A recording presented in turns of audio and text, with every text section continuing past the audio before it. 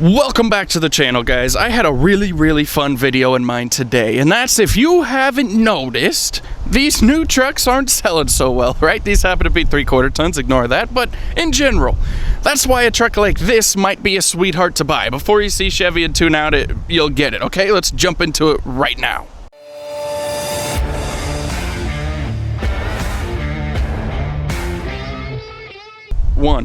And as always, guys, this truck is for sale here at Tempe Ram in Tempe, Arizona.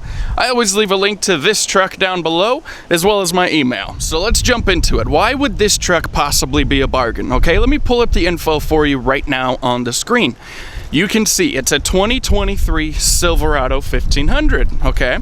MSRP, I don't have it in front of me, but it's 58 something, 59, whatever, somewhere in there. This truck is for sale right now for $43,000.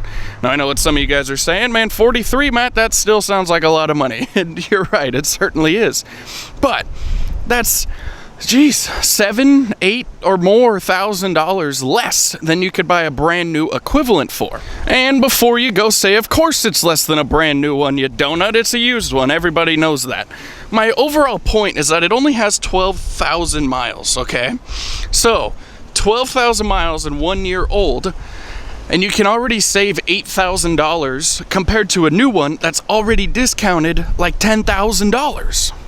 So overall point being, guys, of course the used one is a little bit less than the new one, but usually one that's this lightly used wouldn't be that much less than a new one, right? You'd save some money for sure, but that's a big difference, especially for the guy that bought it in 23 most likely, when there wasn't as many incentives and rebates.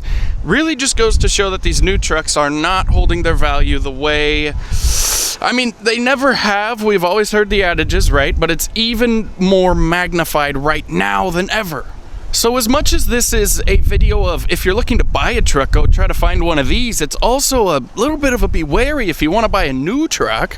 Imagine if this was an extra year or two, right? I mean, that's going to be a drastic difference, which, again, it always has been, but it's never been as bad as it is right now.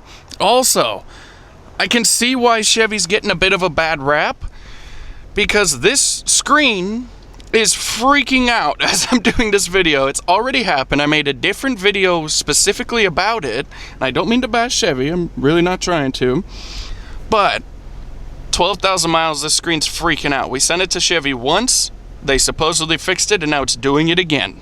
Like I said, guys, this video isn't specifically targeted at Chevy. In fairness, I didn't work up a Ford, but I'll pull a Ram up right now. A 2024 5, I don't know which one I'll grab, but they're fairly comparable in terms of similar features to this Chevy, just to be, you know, as fair as possible. You have a really similar price point. MSRP somewhere around 60, for sale somewhere around 50, maybe a little less, maybe a little more.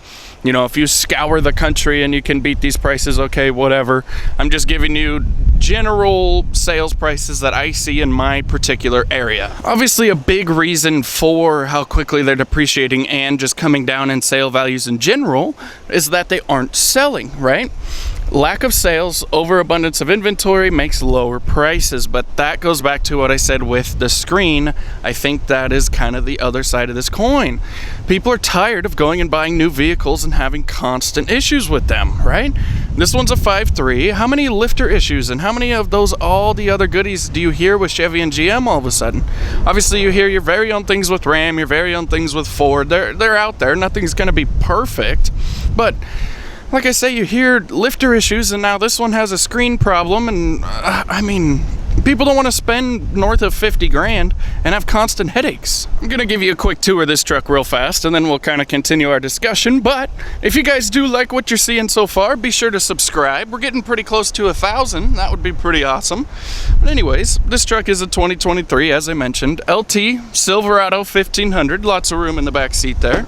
I'm personally a huge fan of this kind of general class of truck. You know, the XLT range, the Bighorn range. I think it checks a lot of boxes in terms of newer features that are nice to have, but without being so overly complex. Now, yes, if you have a 1994 7.3, this thing is like a spaceship. I'm not talking about that. I'm talking about new to new. This truck is much simpler than the more loaded new trucks. It really is a bummer that this screen is having issues because, like, right now it's working good.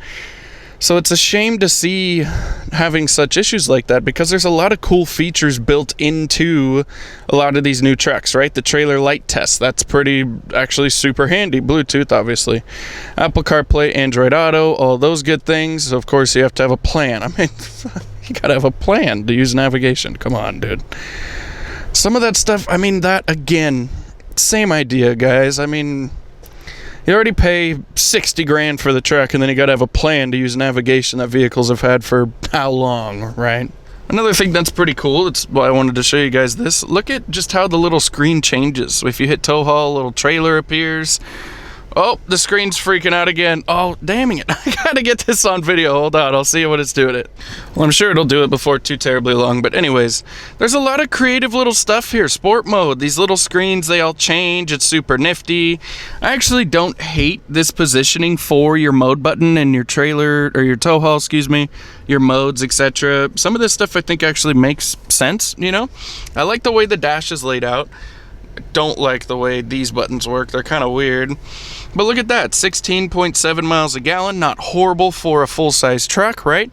I mean, there's a lot of benefits to new trucks if they weren't so damn expensive and if they didn't have constant crap going wrong with them. And don't get me wrong, guys, there's still certainly benefits to having a new truck with the full warranty and if you can afford it and, you know, all those things. You guys know, you don't need me to tell you, but just something that's kind of crazy to keep in mind is this truck only has 12,000 miles, and if I bought this truck, I could buy this truck and go to Hawaii or, you know, your destination of choice with the money left over, compared to a brand new version of the same thing that instead of 12,000 miles has no miles. I mean, it's kind of crazy. But that's gonna pretty much end the video, guys. I just wanted to make a little quick chat about why some of these low miles pre-owned trucks, they've always been a steal of a deal compared to new ones, but I think it's even emphasized more right now due to a couple of those things we talked about.